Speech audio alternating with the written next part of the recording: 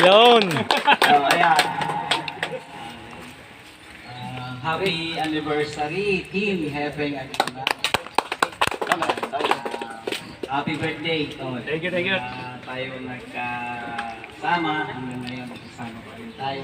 At tumami kayo. Isa lang ang masasabi ko sa Team Heaven at Iba. Version 1 to 8 ba?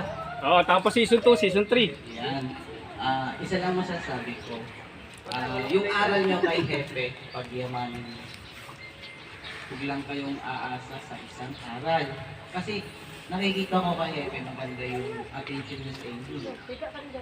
Pero, sabi ko na, ang tao, pag pumasok sa karunungan, nag-aral ng karunungan, unang-una ang aral nyo lagi, disiplina sa sarili, disiplina sa mga tao. Tama. Kasi ganyan sa espiritual. Maraming nag-aral sa espiritual, pero ang respeto hindi inaral. Tama, tama. Kaya kung mayroon man kayong pamamaraan na respeto ko, kung ano yung aral ni Hepe sa inyo, nire-respeto ko. At kung ano yung aral ko, nire-respeto ni Hepe. Sana ganun din kayo sa ito. Hindi natin kailangan magpagalingan. May kasabihan na kung nagpapakababa, itinataas. Taong nagpapakataas, ay ang taong nagpapakababa, itinataas. Kaya huwag na kayong gagaya dun sa iba, nakikita natin nagtatalo-talo. Kung mayroon man si Hepe may bumabash sa kanya, alam naman ni Hepe, yun. At sinasabihan kayong huwag makialam. Diba? Opo. Yan. Kaya masaya ako na nakarating ako sobrang lapit. Alam nyo, ito pa sa magandang naging aral namin ni Team Nilo sa tagal namin magkasama. Kahit marami ng aral si Tol Nilo, no? Pag kayong may part na medyo pangit-pangit sa part na spiritual, binabanggit ko kay Tol Nilo, Tol, medyo pangit yung galawan natin na ganito. Si Tol Nilo, ina-adapt niya, kahit may aral na siya. Totoo yun. Ina-adapt niya. Hindi siya nag-aangat na, may aral nga, ito aral, bakit ganyan, hindi. Pagka, bilang magkaibigan kami, sinasabi sa kanya, Tol, medyo pangit yung ganito, Tol, medyo napupuna tayo ng taong ganito. Nakikinig din naman siya sa akin. Yun ang ganda ng pagiging magkaibigan.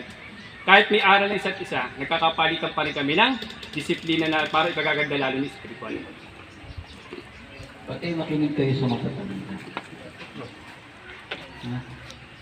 Makikinig kayo sa mga katabi. Marami kasing natuto, tumabang, lumaki ulo. Meron mga bata, maraming natutunan, maraming sinaliksik. Sabi ko nga, mayabang, lumaki ulo. Sana huwag kayong ganun, katulad. Marami kayong, sabi nga ni Hepe, ang pagtulong, walang hinihinging kapalit. Kasi, tikurong sa akin, ako'y walang trabaho. Nung unang sumapit ako sa paggamutan, ako'y nag-aral sa gamutan. Ultimo piso, hindi ako nahingi.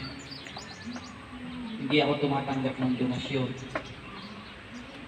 Sabi sa akin, Tutoy, tanggapin mo. Ito'y papasalamat. Pati isa pa sa inatangan ko, kabilin-bilinan ko, nanorin ko kay Hepe, sana i-adapt niya sa members. Pag kayo nang gagamot, kung ang pasyente nyo ay nagbibigay ng donasyon, pwede nyong tanggapin. Huwag kayong, habang kayo'y nang gagamot, huwag kayong magpapalapat sa kamay. Kasi banal yun eh, banal yun. Habang nag-aano ka, habang ikaw ay nanggagamot, banal ang dumadaloy sa kamay mo. 100% yan. Kasi subok ko yan. Minsan, sa gamutan, may nag-abot sa akin 1,000 sa kamay, itinapon ko. Bakit? Kabawasan yan. Kabawasan. Napakawalang galang. Kasi, gamot ka eh. Para sa akin ko lang. Kasi ranas ko yan. Sa amin naman, Tol, ang sabi ko sa team, huwag niyo akong gayahin kasi hindi kayo patagal sa akin. Kasi daw nahingin ng bayad talaga, daw nahingin ng donation. Sabi ko, bilang sa araw niyo naman, lahat naman wala naman talagang trabaho yung iba, at nag-donation naman, okay naman yan. Sabi ko, hindi ko ina-against yan, Tol. Basta sabi ko, huwag niyo akong gaya kasi hindi kayo tatagal sa akin pag Totoo lang. alam na yung walang trabaho, tanggapin nyo yung bigay. Hindi naman kayo nag-pressure sa gamutan eh. Yun ay pagpapasalamat sa inyo dahil sila ay kumabig. Kaya ulit-huli, maraming salamat Henry Pingagimat at sa team. Maraming salamat. Sa pamamahay. Maraming salamat. Ayan, maraming salamat po kay